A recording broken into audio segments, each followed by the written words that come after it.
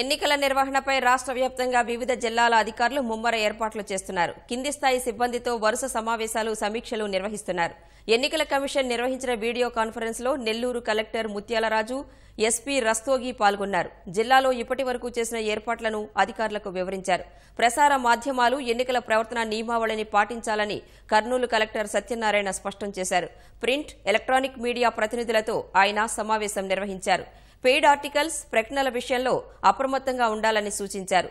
నందికొట్కూరు నియోజకవర్గంలోని బ్రాహ్మణ కోడూరులో పోలీసులు నిర్వహించిన తనిఖీల్లో 771 మద్యం బాటిల్స్ ను స్వాధీనం చేసుకున్నారు. పాండ్యం నియోజకవర్గ కేంద్రంలో జాతీయ రహదారిపై పోలీసులు విస్తృత తనిఖీలు నిర్వహిస్తున్నారు. నంద్యాలలో ఓటర్లకు పంచడానికి సిద్దంగా ఉంచిన 37 పట్టు చీరలను పోలీసులు స్వాధీనం చేసుకున్నారు. ఎలాంటి రసీదు లేకుండా కడప నుంచి నంద్యాలకు తరలిస్తుండగా పోలీసులు వీటిని స్వాధీనం చేసుకున్నారు. ఎన్నికల సందర్భంగా తీసుకోవాల్సిన చర్యలపై కృష్ణా జిల్లా మైలవరం తహసీల్దార్ కింది స్థాయి సిబ్బందితో సమావేశం నిర్వహించారు. తూర్పుగోదావరి జిల్లా రామచంద్రాపురం మండలం వెల్లలో ఓటుపై అవగాహన సదస్సు నిర్వహించారు. ప్రజలు ఎటువంటి ప్రలోభాలకు లొంగకుండా ఓటు హక్కును వినియోగించుకోవాలని కార్యక్రమంలో పాల్గొన్న ఎస్పీ విశాల్ గున్ని సూచించారు.